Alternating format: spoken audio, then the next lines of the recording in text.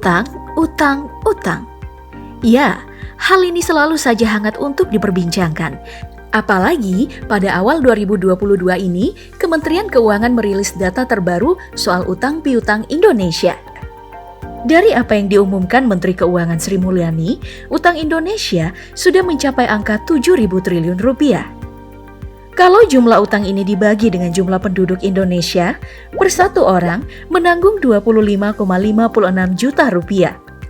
Waduh, uang sebanyak ini mau dapat dari mana? Nah, dengan jumlah bikin geleng-geleng kepala ini, Indonesia memang dalam keadaan berbahaya. Bahkan Sri Mulyani sendiri yang menyoroti peristiwa gagal bayar utang Sri Lanka. Kira-kira 50 orang cedera dalam tunjuk perasaan berhubung krisis ekonomi yang semakin meruncing di Sri Lanka. Apakah ini peringatan kalau Indonesia juga bisa gagal bayar? Untuk mengetahui lebih lanjut, mari kita bahas di DP Explore kali ini. Apa penyebab negara mengalami gagal bayar utang? Apa yang terjadi jika suatu negara gagal bayar utang? Lalu, apakah negara yang gagal bayar utang ini bisa bangkit lagi?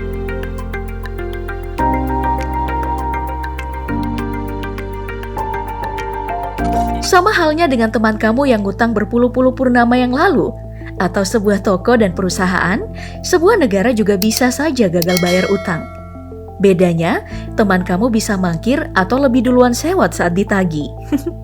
Tapi, kalau sebuah negara tentu tidak bisa kabur. Kalau ditanya tentang penyebab bangkrutnya suatu negara, sejarah dunia menyimpan beragam contoh kejadian gagal bayar utang atau kerennya sering disebut sovereign default. Contoh paling mengerikan dalam kasus gagal bayar utang bisa saja dialami oleh Venezuela. Total utang yang gagal dibayar negara ini mencapai 150 miliar US dollar atau 2.155 triliun rupiah. Hal ini disebabkan berbagai hal. Namun yang utama adalah kebijakan subsidi saat Presiden Hugo Chavez berkuasa yang mensubsidi kepentingan rakyatnya. Mulai dari bahan bakar, rumah, kesehatan, pendidikan, bahkan bahan makanan. Meskipun kebijakan populis ini menguntungkan rakyat Venezuela, namun karena situasi ekonomi nasional saat itu lagi buruk karena turunnya permintaan dan harga minyak mentah yang jadi pendapatan utama Venezuela, akhirnya menjadi beban bagi anggaran negara. Hal ini diperburuk dengan situasi sosial politik Venezuela yang penuh gonjang-ganjing. Situasi yang relatif sama juga terjadi baru-baru ini di Sri Lanka saat negara tersebut gagal bayar utang senilai 51 miliar dolar atau 732 triliun rupiah. Penyebab dari gagal bayar utang ini disebabkan menurunnya nilai ekspor tanaman seperti teh, kopi, dan lain-lain yang jadi pemasukan utama dari Sri Lanka. Lalu, diperburuk dengan membengkaknya impor kebutuhan utama dari luar negeri seperti obat-obatan dan makanan. Jadi, uang masuk lebih kecil dari uang keluar yang tentu membuat krisis berkecamuk di Sri Lanka. Namun, hal ini cuma kulitnya saja, karena faktor krisis ini juga disebabkan kondisi politik yang tidak sehat dari Sri Lanka. Banyak kebijakan yang dibuat untuk menguntungkan segelintir orang. Contohnya, aturan penggunaan pupuk organik dalam pertanian di sana yang melarang penggunaan pupuk dan pembasmi hama dari bahan kimia.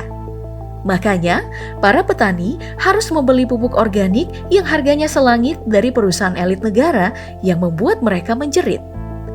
Makanya, kita harus was-was kalau Indonesia mulai membuat aturan-aturan yang cuman menguntungkan segelintir orang saja. Bisa saja kita OTW menyusul Sri Lanka. Apalagi kondisi Indonesia lebih buruk dengan banyaknya korupsi yang terjadi. Gak tanggung-tanggung, korupsi di sini sudah mencapai 56,7 triliun rupiah berdasarkan laporan Indonesia Corruption Watch pada tahun 2020 kemarin.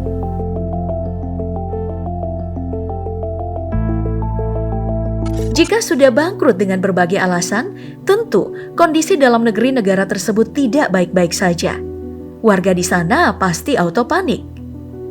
Untuk Sri Lanka, tanggapan atas pengumuman bangkrut dan gagal bayar utang mereka ditanggapi dengan aksi protes di mana-mana yang menuntut pemerintah yang berwenang untuk mundur. Hal ini dianggap wajar karena inflasi yang terjadi di Sri Lanka sudah menggila, yaitu mencapai 17,5%. Akibat inflasi ini, 1 kilogram beras yang harganya pernah 80 rupiah Sri Lanka melonjak naik menjadi 500 rupiah Sri Lanka, atau 6 kali lebih mahal dari harga sebelumnya.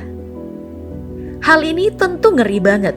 Di Indonesia saja minyak goreng yang tiba-tiba jadi 2 kali lipat udah bikin pusing, apalagi kalau 6 kali lipat. Tapi, inflasi yang terjadi di Sri Lanka ternyata bukan hal terparah, karena Venezuela lebih gila lagi, di mana tisu toilet bisa memiliki harga 2,6 juta bolivar. Akibat inflasi gila ini, Venezuela bahkan sempat kembali ke masa lampau dengan sistem barter atau bertukar barang untuk keperluan sehari-hari.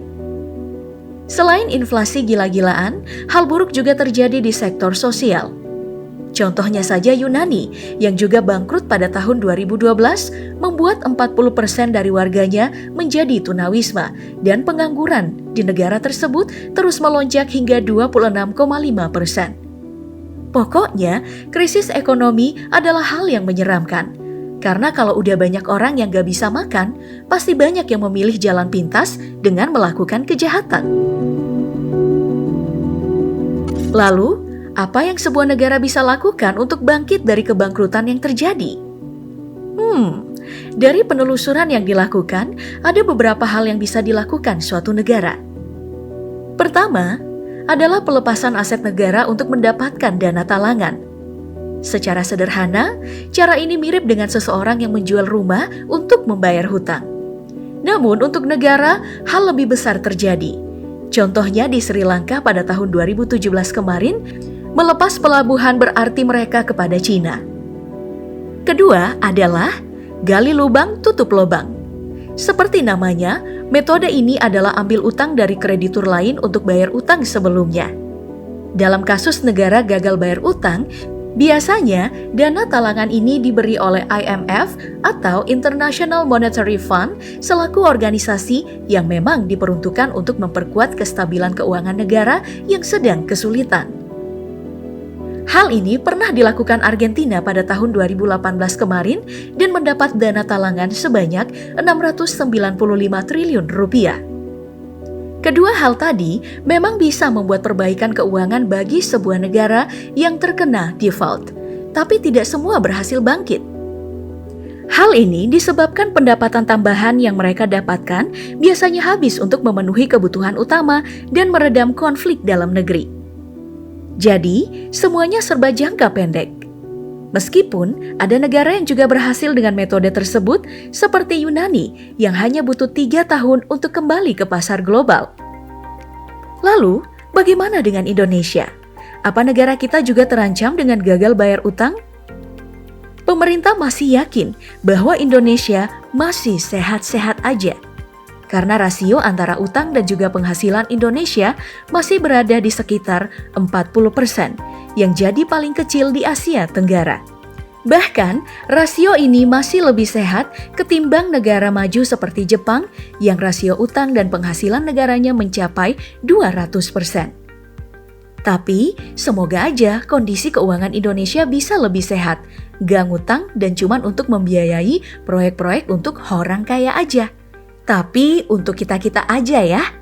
Sampai jumpa.